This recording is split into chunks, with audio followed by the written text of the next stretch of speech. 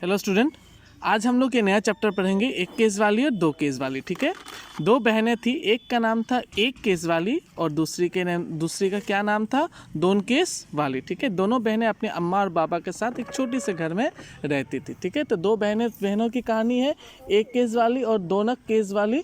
ठीक है, दोनों केस वाली, तो दोनों ही मम्मी पापा के साथ छोटे से घर में रहते थे। ठीक है, एक केस वाली का एक ही बाल था, इसलिए सब उसे बुलाते थे, इसे इक्की बुलाते थे। दोनों केस वाली बड़ी घमंडी थी, उसके दो बाल थे, इसलिए सब लोग उसे दुक्की बुलाते थे। ठीक है, अम्मा सोचती थी दुक्की जैसी सुंदर तो दुनिया में कोई नहीं है, और बाबा उनको सोचने की फुर्सत ही कहाँ, काम में जो उलझे रहते थे। तो उसका वही सोचती थी कि उसकी जो बच्ची थी, उसके दो बाल थे ना दुक्की की, तो उसको लगता था कि उसके मम्मी की कि सबसे सुंदर दुनिया में इस लड़की कौन है, दुक्की है, क्योंकि उसके दो बाल थे। ठीक है, और पापा को तो ये बात सोचने का समय नहीं था क्योंकि वो काम में व्यस्त रहते थे। ठीक है, दुक्की हमेशा अपने बहन पर रौब जमाती थी। एक दिन इक्की घने जंगल में गई, चलते चलते वो घने जंगल के बीच आ पहुंची। चारों तरफ सन्नाटा था। अचानक उसने एक आवाज़ सुनी, पानी, मुझे प्यास लगी है, कोई पानी पिला दो। तो इक्की दुक्की हमेशा अपने बहन के ऊपर रौब जमाती थी, यानी गुस्सा दिखाती थी, हुक्म चलाती थी। तो एक दिन क्या हुआ, एक दिन इक्की, जो इसके एक बाल थे ना, वो घने जंगल में चलती जाती है, जाते जाते वो चारों तरफ सन्नाटा, यानी कुछ नहीं था वहाँ पर। तो अचानक उसको एक आवाज़ सुनाई पड़ती है कि पानी, मुझे प्यास लगी है। ठीक है, फिर देखो आगे क्या होता है कहानी।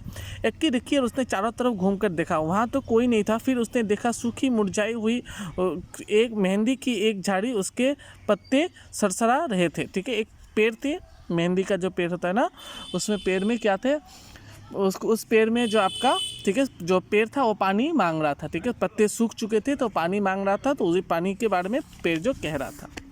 फिर देखो क्या लिखा हुआ है, पास ही में पानी की धारा बह रही थी। अक्की ने चुल्लू में पानी भरकर एक बार, दो बार, कई बार झाड़ी को ऊपर डाला। मेहंदी की झाड़ियाँ बोली, धन्यवाद इक्की, मैं तुम्हें क्या मदद करूँगी।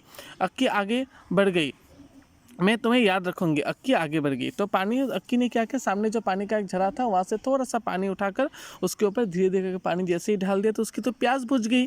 तो बुझते ही मेहंदी की जो झाड़ियाँ थी उसने क्या कहा, धन्यवाद अक्की, मैं तुम्हारी ये जो एहसान है, ये जो मदद है, मैं हमेशा याद रखूंगी। ठीक है, फिर अचानक सन्नाटे में से एक और आवाज़ सुनाई दी, मुझे भूख लगी है, कोई मुझे खाना खिला दो। इक्की ने देखा तो एक मरियल सी गाय पेड़ से बंधी हुई थी। इक्की ने घास भूसा इकट्ठा की और गाय को खिला दी। उसके बाद उसने गाय से गले में बंधी हुई रस्सी को खोल दिया।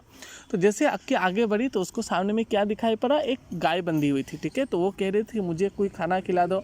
तो अक्की ने क्या किया, उसे कुछ घास भूसा खिलाया और साथ ही साथ उसने उसका जो गले में जो बांधा हुआ जो आपका जो रस्सी था, उस पट्टे को उसने खोल दिया और खोलकर वो गाय को क्या कर दिया, आज़ाद कर दिया। ठीक है, फिर देखो, धन्यवाद अक्की, मैं तुम्हारी ये मदद हमेशा याद रखूंगी। अक्की अब चलते चलते थक गई थी, उसे गर्म भी लग रही थी। उसने समझ में नहीं आ रहा था कि अब वो क्या करे, कहाँ जाए।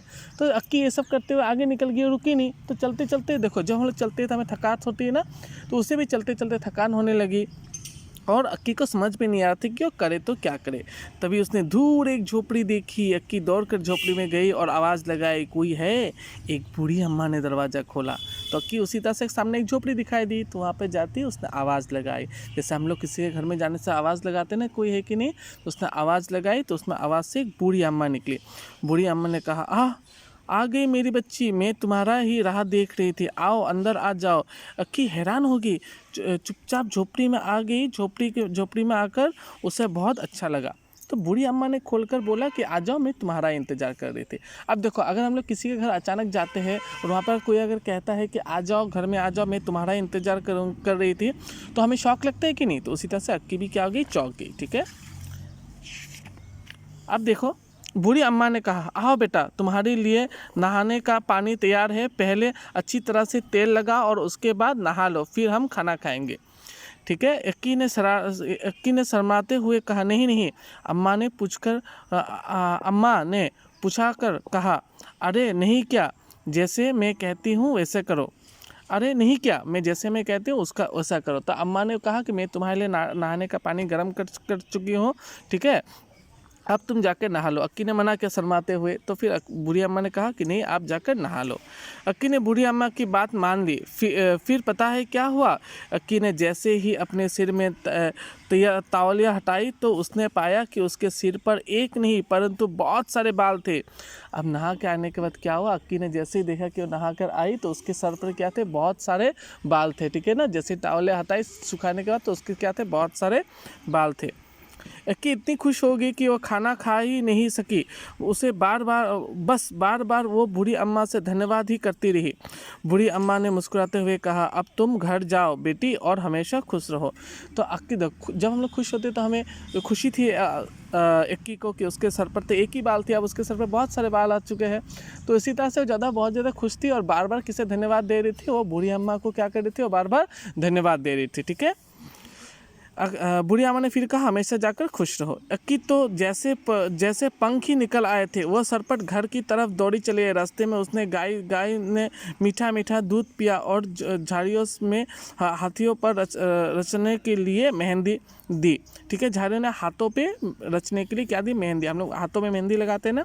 घर पहुंचकर अक्की ने सारी कहानी सुनाई। दुक्की कहानी सुनते ही सीधे जंगल की तरफ भागी। दुक्की इतनी तेज भाग रही थी कि उसने प्यासे झाड़ी और ना ही भूखी गाय की पुकार सुनी।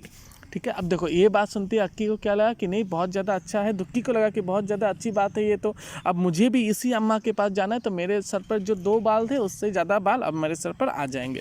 फिर देखो लास्ट में क्या होता है कहानी में, वो तो ढूंढती हुई झोपड़ी में घुस गई और बूढ़ी अम्मा को हुक्म दिया, मेरे लिए नहाने का पानी तैयार करो।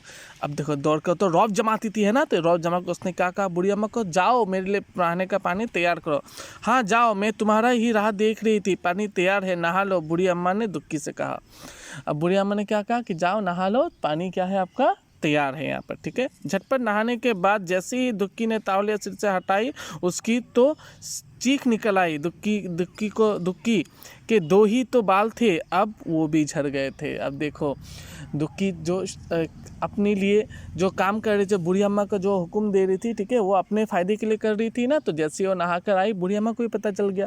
जैसे वो नहा कर आई तो उसके जो 2 बाल थे वो 2 बाल भी क्या हो जाते हैं, वहाँ से हट जाते हैं उसके। ठीक है, रोते रोते दुक्की घर की तरफ चलती आई। रास्ते में उसने गाय ने सींग मारा और मेहंदी की झाड़ी ने काटा चुभा दिया, मगर अब दुक्की अपना सबक सीख चुकी थी। उसके बाद इक्की और दुक्की अपने अम्मा बाबा के साथ खुशी खुशी रहने लगे। ठीक है, सब लोगों को तो यहाँ पर सब लोग बाद में एक साथ रहने लगे। दुक्की को ही पता चल गया कि वो सही नहीं कर रही थी। ठीक है, तो यहाँ पर हम लोग का ये जो कहानी है इक्की और दुक्की की, ये कहानी यहाँ पर ही समाप्त होती है। ठीक है, थैंक यू।